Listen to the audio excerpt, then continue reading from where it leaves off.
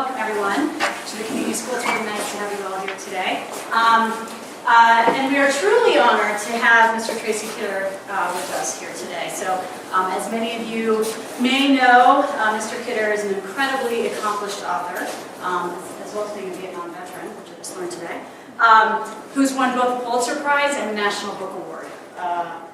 Mr. Kidder was born in New York City. He earned a BA in English from Harvard, and then a Master of Fine Arts from the University of Iowa. He has written for The Atlantic, The New Yorker, The New York Times, and Grunta, and has served as a contributing editor at The Atlantic. He's also served as a visiting lecturer and writer in residence at Smith College, Northwestern University, and the Kennedy School at Harvard University. And a couple of other notes, his Pulitzer Prize-winning book, Mountains Beyond Mountains, has been recommended reading here at the Community School for years. So we're big fans of that book, and hopefully some of you have read it or you will. And also just learned today that he's an amazing skier and non-biker. So he's a man of many talents. So again, we're tremendously honored to have him with us today. So please join me in welcoming Mr. Tracy Kidder.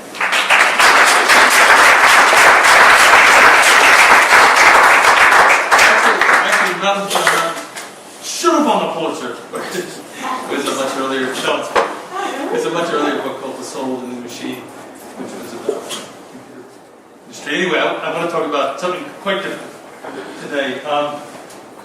I'm sure, I guess some of you probably read this book that I wrote called Strength in What Remains. I think it's a good book. I don't much like the title anymore, but if you have read it, if you could just try to imagine for a minute that you're hearing it for the first time on an airplane or in a taxi cab, something like that. It goes like this. A young medical student named Dale Gracias Nizonquiza narrowly survives the onset of civil war in his native country, which is the small Central African nation of Burundi. He survives because he left the door to his room open, and the men who would have killed him assumed that he had already escaped. He made a 6-month-long escape on foot, first from the onset of Burundi's civil war, and then, but unfortunately he fled into Rwanda, where 6 months later the genocide against the Tutsis began, partly caused by the civil war in Burundi. He escaped back to Burundi, and it's a very complicated story, but through a series of accidents, and he ended up arriving in Kennedy Airport in New York City with no friends or relations, no $200 that a friend had given him. Let's see, what else didn't he have? He had a visa that had been obtained under false pretenses, and he had memories of horror that were so fresh that he was confusing past and present. His first trip on the subway, he got lost for most of the day. And at night, during most of the days, he eked out a sort of living, delivering groceries on the Upper East Side of Manhattan, a very wealthy area. And at night, he slept in Central Park. First in a crack house in Harlem, and then in Central Park because it was safe there. And then one day, sick and near despair, he was delivering groceries to a small uptown Catholic church where he met an ex-contemplative nun who spoke passable French, and decided that what Dale needed was a family. If you haven't read my book, you might want to just read about her. I don't want to try to describe her because I couldn't do her justice. And I think I can honestly say I've enjoyed writing about some people almost as much, but never more than I did enjoy reading and writing about her. Her name is Sharon McKenna, and she set out to find Deo a place in New York City, and she kept on trying to find one long after Deo began to wish that she would quit. And indeed, at times she infuriated him, and he began to wonder if it wasn't the case that she wanted him to have a home more than he wanted himself. But finally she succeeded. Dale was, in essence, adopted by a childless couple, a sociologist and an artist, neither young nor rich, but big-hearted and brave, obviously. And within 2 years of his landing at JFK, with such dismal prospects, he was enrolled as an undergraduate at Columbia University. And to him, this felt like a demotion, since he was already enrolled in what's the European system of medical school, which includes 7 years, includes college. But anyway, he more or less cheerfully went back to Columbia. I was struck by this story the first time I heard it from Dale. I was struck by its various remarkable features, by its drama. Among other things, it opened up for me a sense of wonder. Having heard what Dale went through, I felt, or at least I hoped, that I would never, ever again look at anonymous faces in quite the same way, particularly the faces of people with foreign accents in places like New York. Janitors, hotel maids, taxi drivers, young men delivering groceries. Who are they really?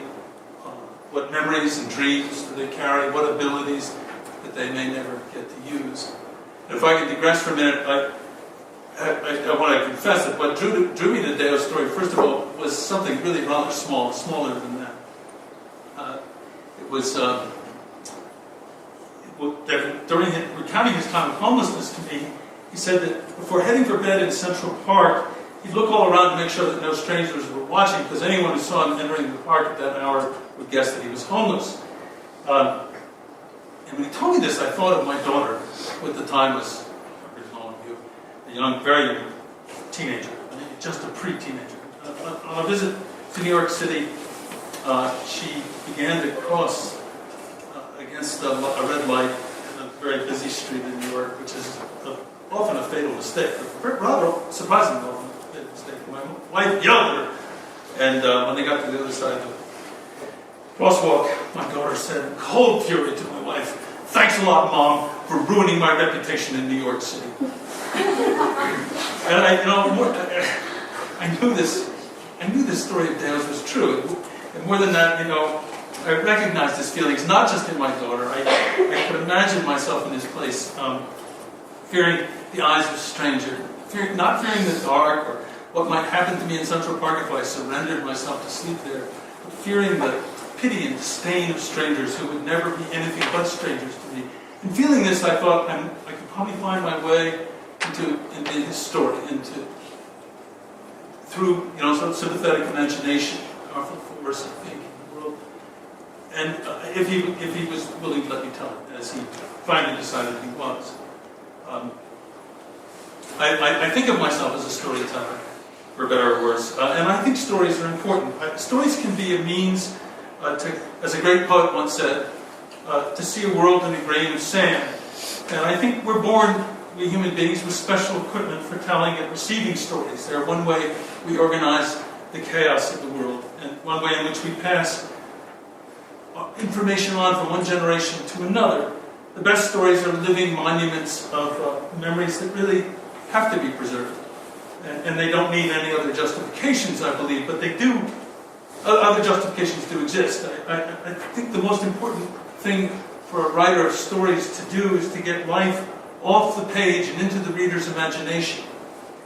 And when that happens, readers are able to imagine other lives, including the suffering of other people. Stories, in that sense, can be a road to sympathetic imagination. And true sympathy, I think, is just one of the ingredients for ameliorating suffering, for repairing some of the big problems in the world. What are the ideas, the themes of Dale's story? I can tell you what they aren't, what I wasn't trying to do. I wasn't trying to write about Africa. That isn't what so many of us Americans think it is. It isn't one vast, dysfunctional country. It's a big continent. It's full of countries, all different from each other. I also didn't want to make Burundi seem exotic. I wanted to make it comprehensible, if I could. We hear about mass slaughter in distant countries, and we imagine that murder and mayhem define those places. One thing I did hope to do was to humanize our view of an African country, and I also wanted to open up a part of New York City that's designed to be invisible, the service entrances of the Upper East Side and camping sites that homeless people make in Central Park. Also, this book I wrote about, certainly it had to do with war and genocide, and with courage and endurance, the generosity of strangers, the uses and disuses of memory. But we already know the truths about those subjects. War and genocide are deplorable, of course. Human beings are capable of great resilience. Charity happens. Memory can be an ungovernable torment. What I wanted really was to allow people who read my book to experience those facts not as truisms, but as we experience them in our lives, to experience them again through Deo. That's what all the writers I most admire do. They make the world new all over again. The book is divided into 2 sections. In the first, I recounted Deo's memories, my words mostly, his memories entirely. It's a tale of survival, of despair, of determination, evil, and kindness. It's the story of a person who isn't all that different from any of us, but who winds up through no fault of his own in extraordinary, perilous situations. It's the kind of story that might make you wonder, how would I have done if I were in his place? The second part of this book, I recount my journeys with Deo, back to the stations of his life in New York and in Burundi. In part, I think this is a story about memory. That's why I structured the book this way. The reason I made it double. This story isn't just about the memories I heard from Deo, but it's also about seeing him overtaken by memories again and again, acutely overtaken in several places, including places he hadn't seen since his escape 12 years before.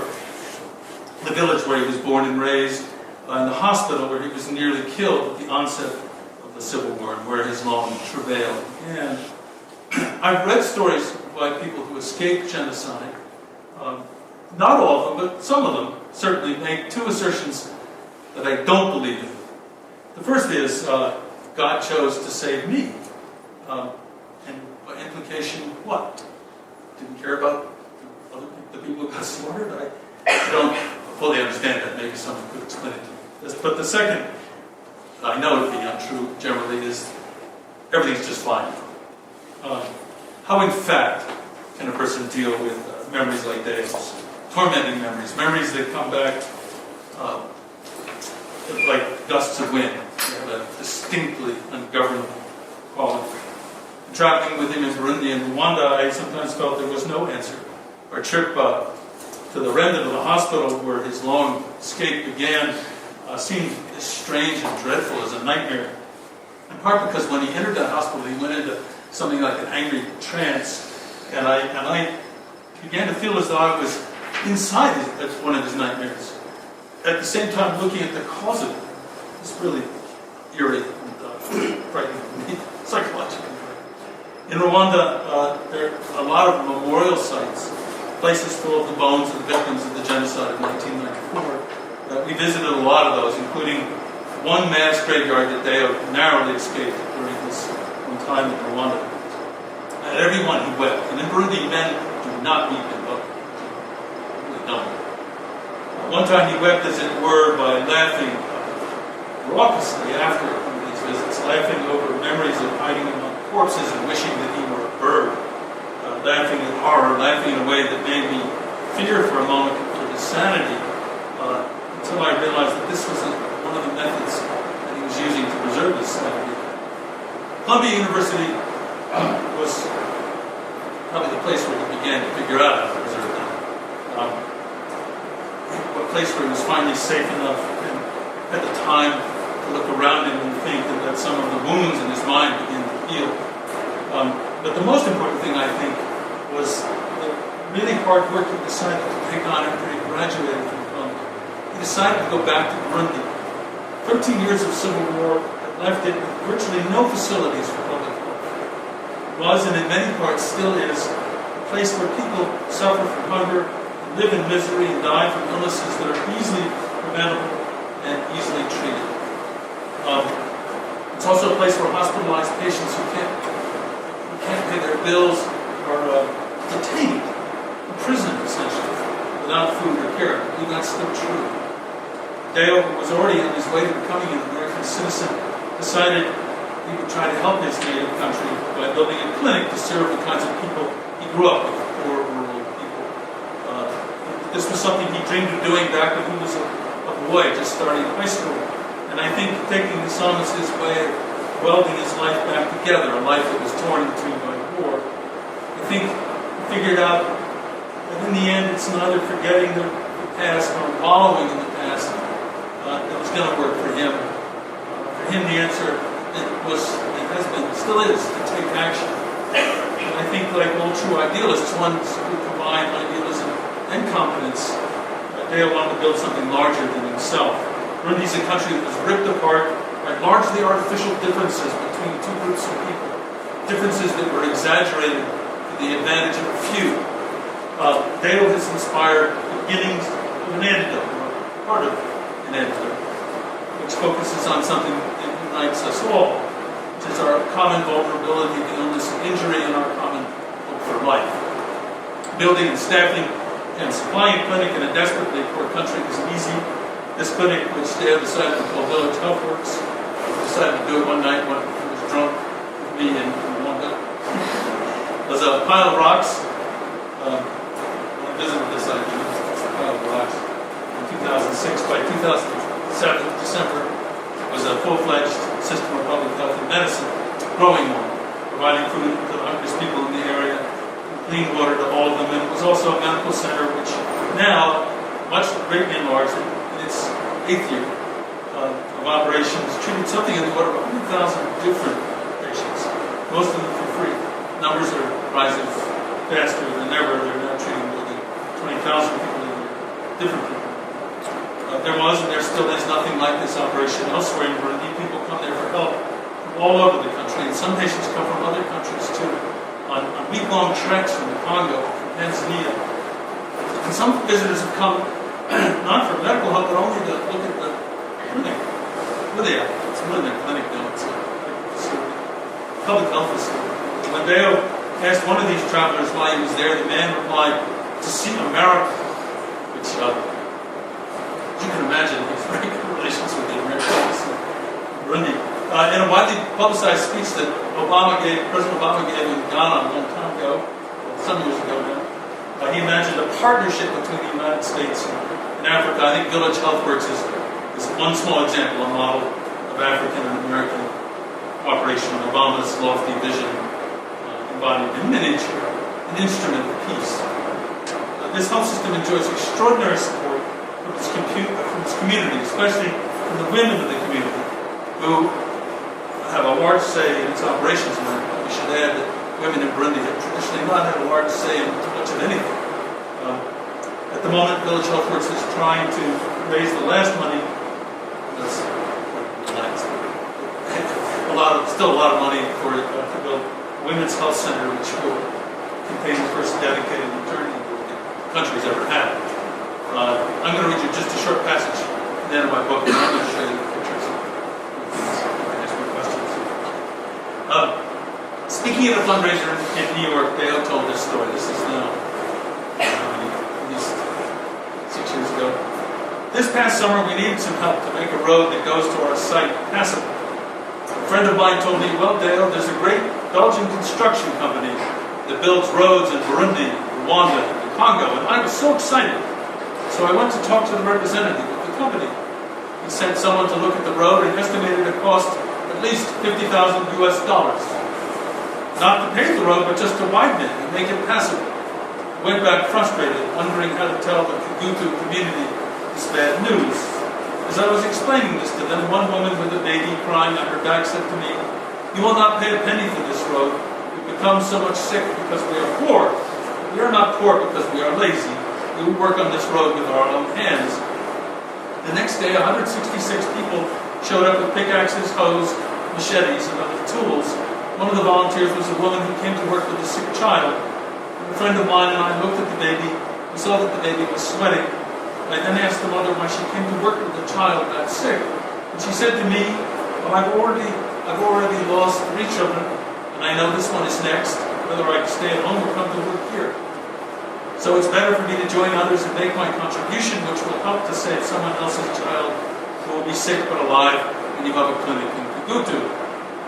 The entire road, 6 kilometers long, was rebuilt by these people with machetes and hoes. The same day the road was finished, the representative of the the Belgian road construction company called me to negotiate the price. You can imagine how I felt to get that call from him. I said to him, "Thank you so much for your call, but it's already done." He was obviously shocked and said to me, "What do you mean? Who did it? We are the only road construction company in the entire region." And I said, "Not anymore." That's a little bit of Dale. Here he is in the red. It's a lousy photograph. This is the power box. Susan, could I have the next one? Just to give you an idea. It is, by some standards, the worst country on earth.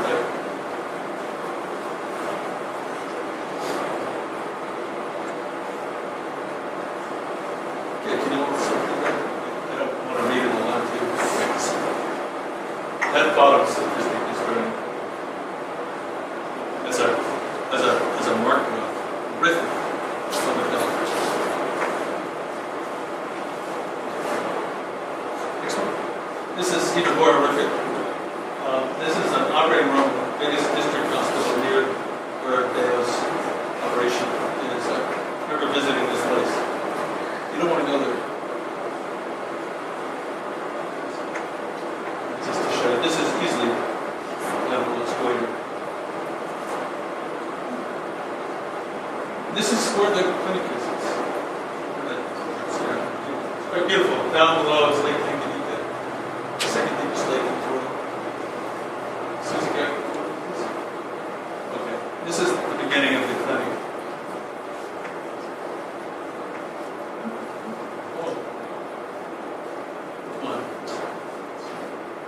This is interesting, rather awful. Next slide, I think, yes. These welts, this boy is suffering from splenomegaly. It's from repeated bouts of malaria and large spleen. It's very painful. And in a place, he's a patient actually. David took this photograph of him in Rwanda when he was working for Partners in Health, their Paul Farmer's organization. And he immediately recognized it. The American doctors there said, "What's that?" Imagine a place where there is you don't have modern medicine, you don't have modern Western medicine, but you have a child who's in terrible pain. You feel like you want to do something. Well, one of the traditional things that parents have done is to take a piece of metal, heat it until it's red hot in fire, and then score the area around the painful place. It has great philosophical importance for David. He calls it distracting pain with pain.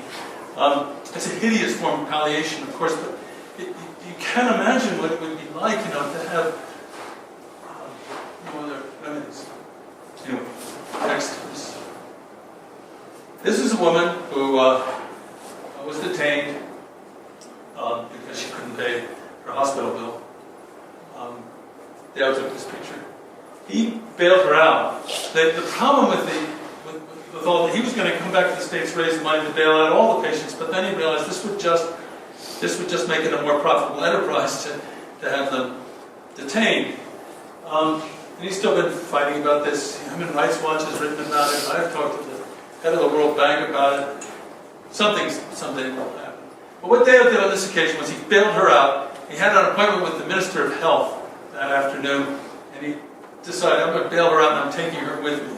So the Minister of Health can get an eyeful, can hear about this.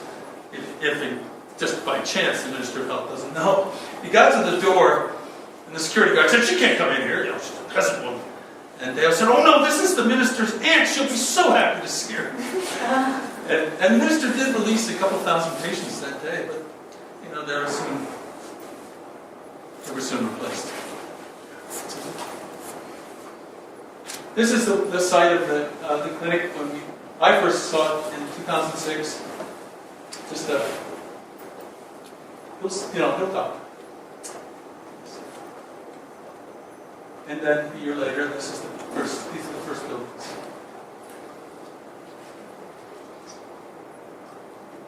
And it's just another shot of it. Please go on. Now there's Paul Farmer on the left. Deo is in white on the right. And the middle is the Minister of Health, then Minister of Health. Deo is a great friend of Paul Farmer's. A protege, I don't know if he He really is a push. This is people gathering, looking for both to sort of celebrate the fact that they're going to have this health center, but also because they need help. This is before they had electricity.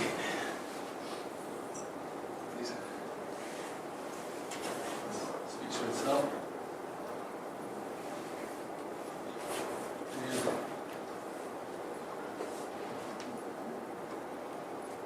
Just in case you thought this was a fib. It really did come out work. I think this is the one with this picture.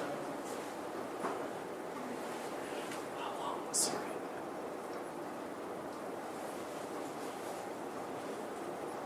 Okay. So, if any of you are going to join the Peace Corps, you'll see this. And here's the beginning. People in Burundi are very industrious, and they're very good craftsmen. The kids are really cute. This is a German-made, huge water tank. It has its own internal filtration. This is the most powerful thing you can do in a poor country that's been deprived of real facilities for public health. The first thing you really want to do is clean up the water if you can. Sanitation of the water. The infant mortality rate will plummet when you do that.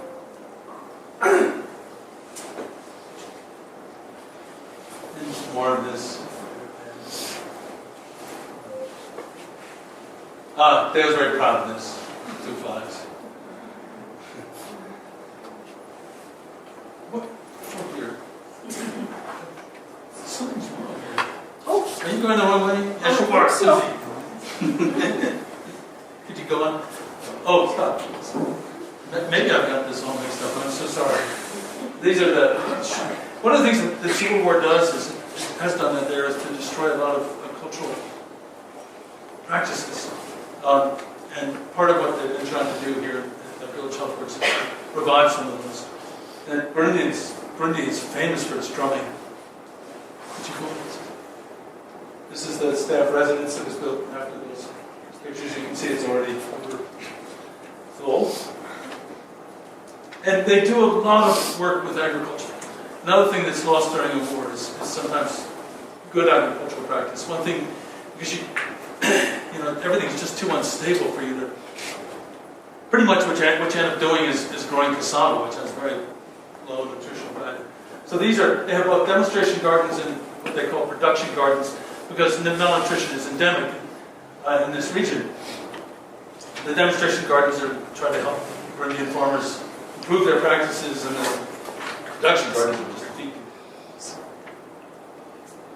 And here was the answer to the candlelight. Wealthy American donor gave the money for this, and it was installed by an organization called the Solar Electric Light Fund, a nonprofit.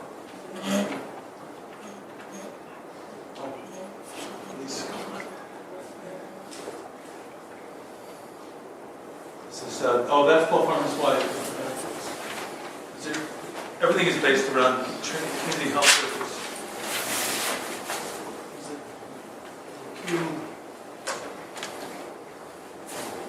Pharmacy. It's much bigger than. I don't know. More dignitaries, you can see. But the lab, you can see, is coming along. Not just like that was a very good time.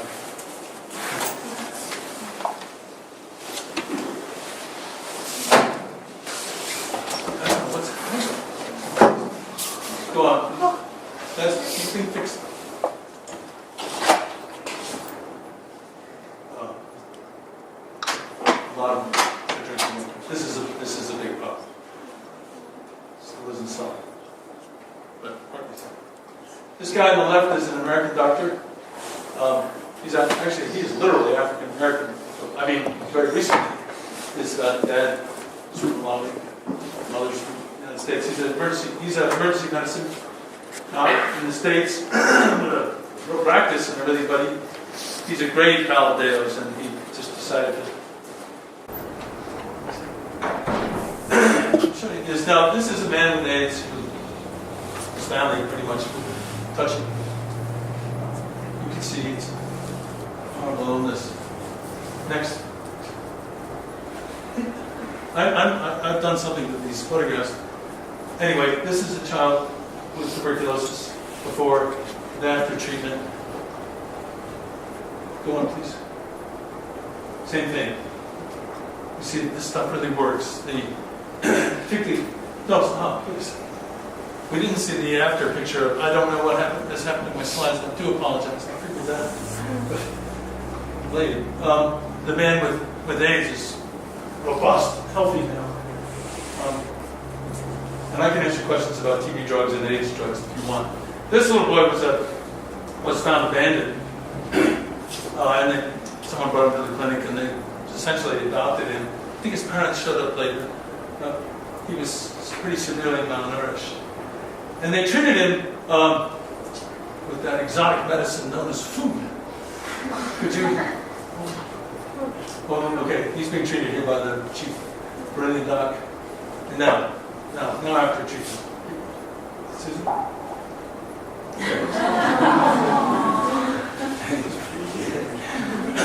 It works. This stuff really does work.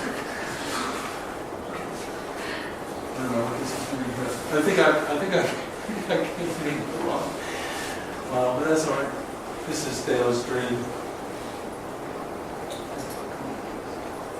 And they're also establishing schools, real schools. Better than this. This is smattering of the agricultural products.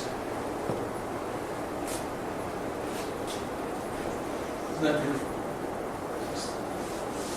Gorgeous place. That's Congo on the other side. And you don't see lights there anymore at night.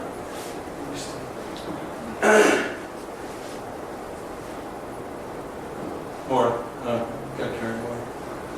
Children.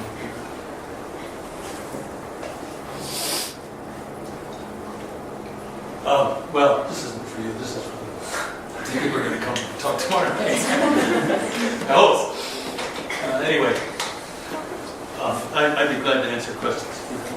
I do apologize for the fellows with the photographs. I'll straighten that out tonight. Yes. How long was the road that they... 6 kilometers, excuse me. And the road leading to it is none too good. I mean, awful, actually. Better than ones that I used to see in Haiti.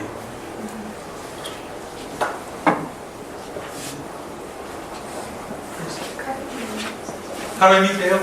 I don't know if you know who Dr. Paul Farmer is. He's he's kind of famous guy now.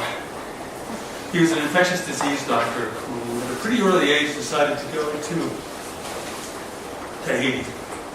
And he was shocked, as many people are when they get to Haiti. He decided to make his life's work there. And trying to bring modern medicine to the poor.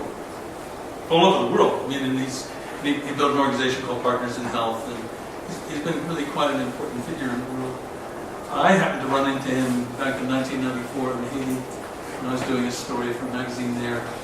I wrote a book about him. A book that didn't win the Pulitzer Prize, but should. It's called Mountains Beyond Mountains. I had just finished that book, and Farmer had a very serious knee operation.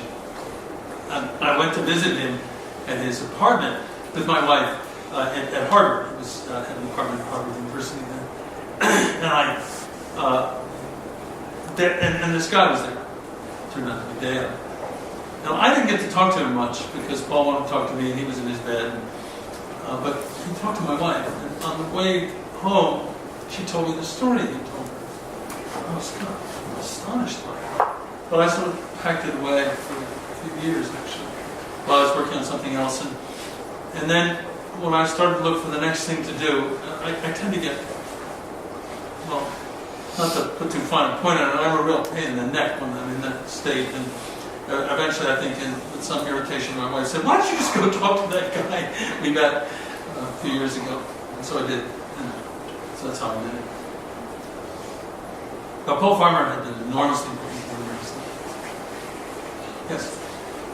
So this obviously seems to be an example of successful, I don't want to say foreign intervention, but foreign nations working together with African nations. But likewise, Africa has been plagued over the past century by foreign intervention, which has gone drastically wrong. Absolutely. So I guess my question would be, when is foreign intervention, foreign aid helpful? And in those instances, what is the level of interaction that nations like the United States should have with African countries like Burundi? It's a really good question. It's a very complicated one, and I'm not the best expert on this. But I think it's tremendously important that AI was Burundian for all sorts of reasons. I do know people whose judgment I respect, who say, things have gone so terribly wrong in places like Africa, but also in Haiti. And we're not talking about just colonization. We're talking about the, American support, for instance, of Mobutu in what is now DRC. Catastrophic stuff. And they tend to say, look, forget it. These countries would be better off without our interference. And that probably was true in the past. However, I just don't completely buy that. I really don't buy it. And I've seen successes.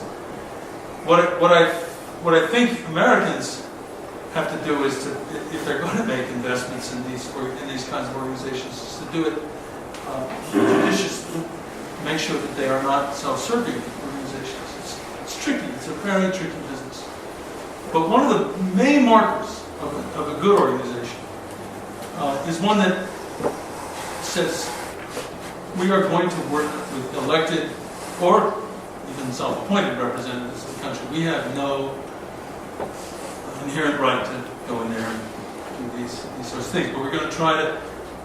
Partisan Health's motto is to accompany people. In other words, they're just going to give money that is never going to get to the poor, but they are going to help out. And they started in Haiti during the time of baby Dr. Vanya. It's pretty hideous, and they still managed to work closely with Ministry of Health people and to help train them. I think if everything you do is aimed at making your project indigenous, then that's the beginning of something good. The problem with American foreign aid, USAID, for instance, is that most of it, I don't have the exact figures, but I think the biggest recipients of USAID money are Israel and Egypt. Those are hardly the countries. I'm not taking a position on those countries, but those are not the ones in greatest need. And USAID does do some good things. Although in the deep past they had a terrible reputation. You're absolutely right to be wary, and there are some terrible stories out there, true stories.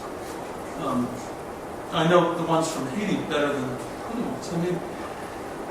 I still don't think, though, that all of those failures add up to an excuse for not doing anything. After all, particularly if you took a country like Haiti, or you take a place like the Congo, we bear a fair amount of responsibility for the problems there. And I think, therefore, we ought to be involved in trying to do something better. But it is hard. And one more thing. People always raise the question of corruption. How can you work with corrupt governments? And I think the first thing, as Americans, that we have to admit is that we got a little bit of that problem too.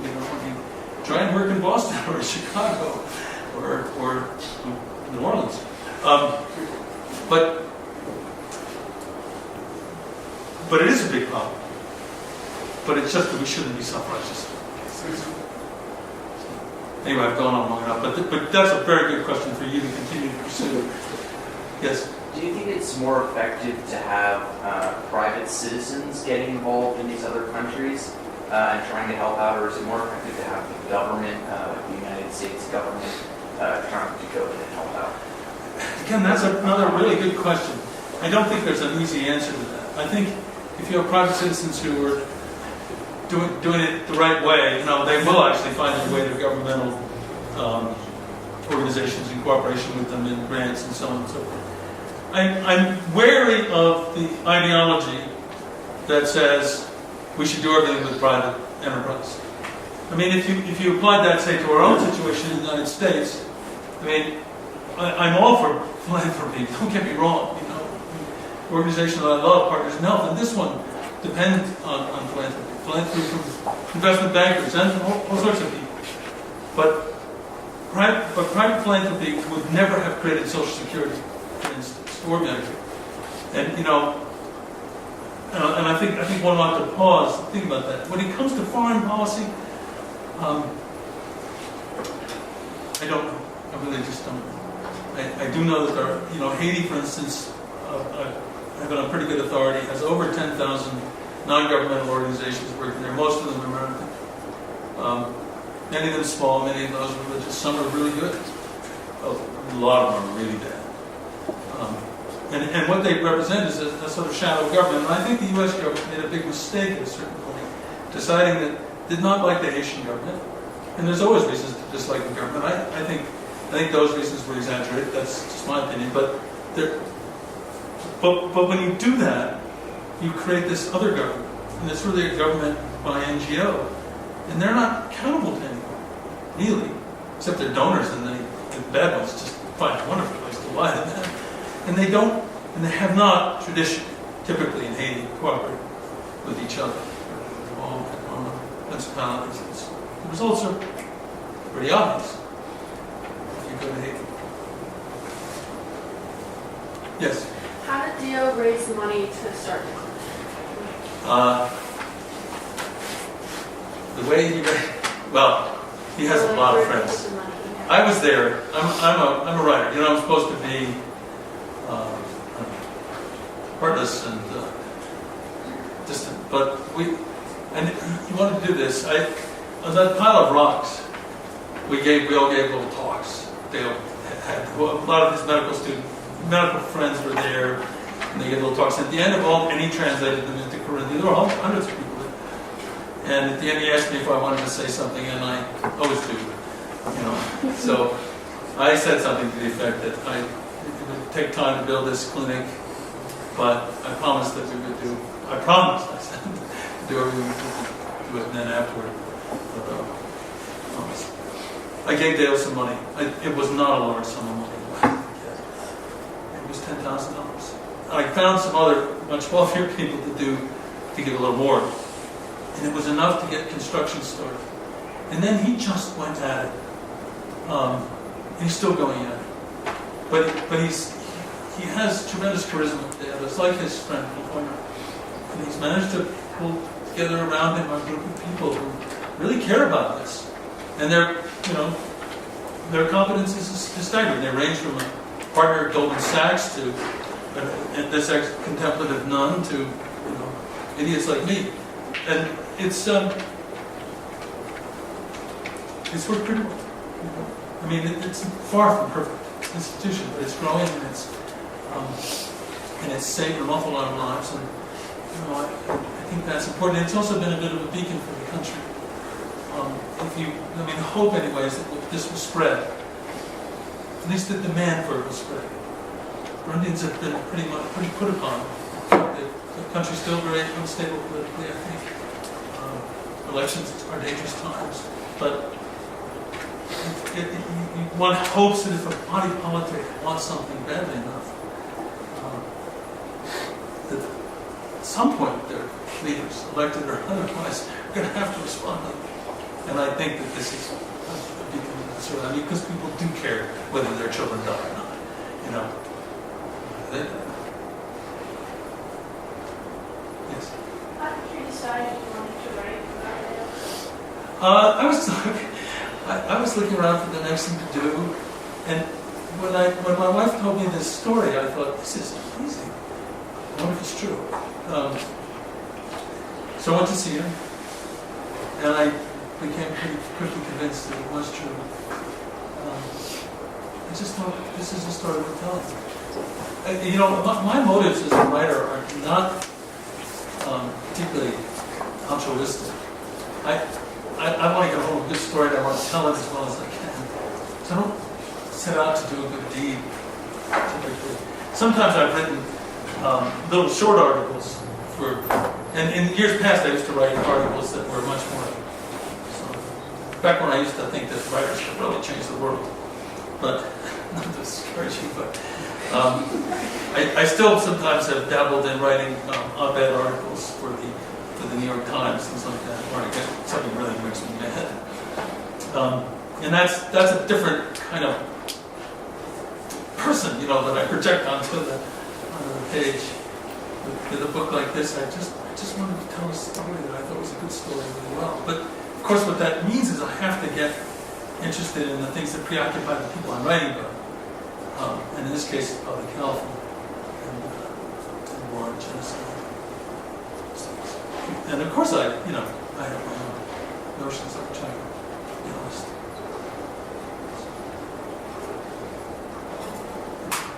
Yes, ma'am. Oh, I'm wondering if you could talk a little bit about your process as a writer. Did you always know you wanted to be a writer? And I'm always interested in, I'm not sure if have you written any fiction? yeah. Okay. And I guess my question would also be the fiction versus nonfiction and how you decide, I don't know, it's interesting in that. Well, I wrote once very long ago, right after I got back from Vietnam as a soldier. I wrote a very bad novel, all about experiences I didn't have in Vietnam, and that, thank God, was never published. But since then, I've written. I think it was, I've written a bunch of short stories, and they're all published, but some of those only 3. And I have always told myself I'll get back to writing fiction someday. But frankly, there's a kind of narrative nonfiction that really intrigues me, and it's not new. I mean, Thucydides, the great Greek writer from millennia ago, was writing, in a sense, writing kind of narrative nonfiction. I don't think that the only thing that I think is all the techniques of storytelling never belonged exclusively to fiction. The only technique that's denied to me as a writer of nonfiction is inventing facts. And so, I do know some people who call themselves nonfiction writers who don't seem to believe that that's true.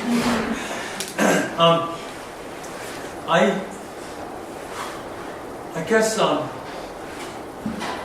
what was that? Oh, I don't know how I started. My mother was a locally famous high school English teacher, and she always read to me and my brothers when we were babies, little kids. And I don't know, somewhere along the line, just something I decided I wanted to do. It was the '60s, and I've told this story before, and I think it's true.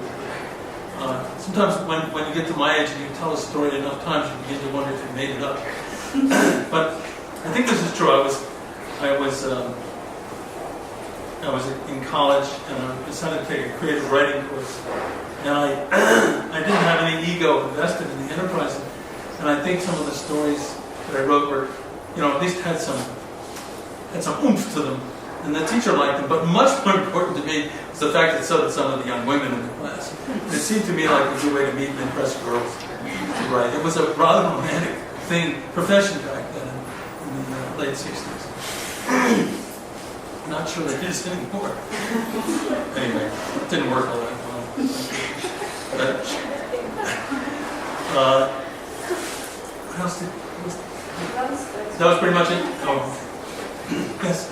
I can imagine it being quite challenging writing a story or telling his story because it is so personal. How much was Deo involved in the process of you writing the story and in the editing process? Not at all.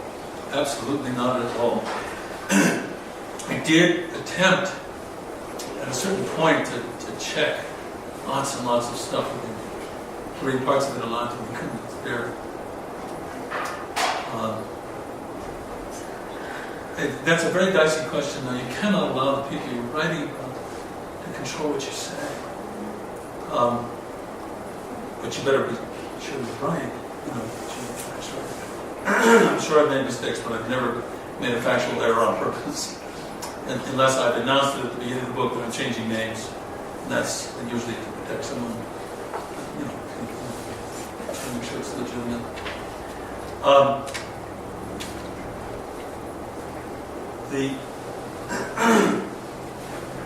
I'm not sure I would do this book again. I don't think Dale didn't anticipate, nor did I, just how painful this was going to be for him. The experience of going back over all of this ground again and again, and then actually revisiting back in Burundi particularly, or even in some of these memorial sites in Rwanda, it was as though these memories were waiting for, you know, in a dormant state, back to life. When he arrived, it was so, you know, it wasn't hard on me, except that it's not a lot of fun to cause some pain in someone else. But I've noticed that, you know, in recent years, he's pretty happy about it. He even signs copies of my book. So, and I think it's helped his cause. How much time did you spend with him to get all of the facts? I spent about 3 years doing the whole thing. I'm not exactly sure. You know, a year at least, parts of a year, maybe a year and a half. The problem with that is that, you know, I can probably go back and count it up, but it doesn't. What you get from research isn't. What's wrong with me? I can't say this. It isn't proportional. The richness of the material you get does not come in direct proportion to the amount of time you spend necessarily.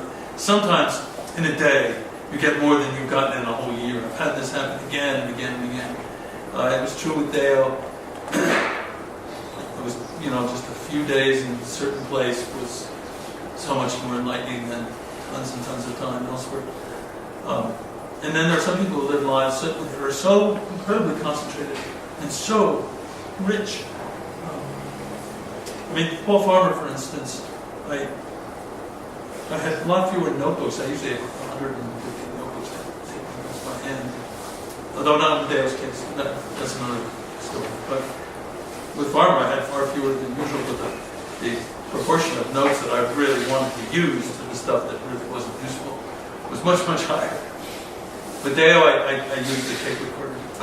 Back then, no, I guess it was finally a digital recorder by that time. And that was because he didn't want me taking notes openly in public. In public.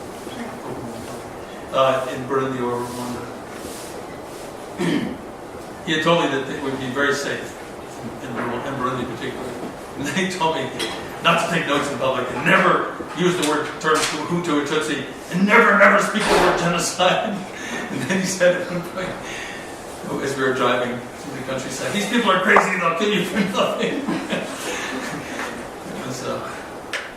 But it really wasn't, I don't think, very dangerous. I'm digressing. Yes?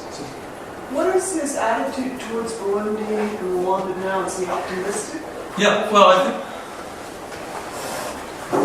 optimistic. I think it would be more accurate to say he's determined. You know, how do I answer this question accurately? I can't speak for him, Susie, obviously. I think he's just determined that it's going to be better. I think he's a realist, however, and he has seen enough history to know that it isn't necessarily going to go in a straight line. I think he's worried, but he's not going to give up. He's simply not going to give up. You know, I wrote a little bit about this. There are two words in Kirundi, which is a very interesting language. It's a Bantu language. These are the ancient languages of the earth, and for that reason they're extraordinarily complicated. Really, really hard to learn. Just because they're so old. They've evolved. But there are two words in Kirundi. A linguist friend of mine said he knows of no language that has one word for this, and that's reminding people of something unpleasant. There are two verbs for that. It's a really bad thing to do. It's a transitive verb. Do it to somebody. And I asked Dale about this a lot. One of them, my favorite ones, was senior. And that really is reminding someone of something unpleasant by naming one of the dead. And I said, why? He said, well, look, if you live in a country where people are dying all the time, stupid deaths, so much violence, he said, why would you willingly bring this into your house? Makes sense. So, Susie, it is the case that, no one can be sure that things will go smoothly. The political situation is nutty. And there's poverty underlies so much of this. It's very hard to have a stable political culture when you could hire assassins, for instance. The way the assassins were hired in Haiti back when, for $7 and a bottle of rum, they'll burn down a church for you. That's a real index of one of the problems with democracy. So it's really hard to have a democracy, a functioning democracy, when you're talking about deep poverty. Rwanda is trying to work its way out of it in its own way. Burundi isn't heading that way yet, as near as I can tell. But I'm no great expert. And I am digressing.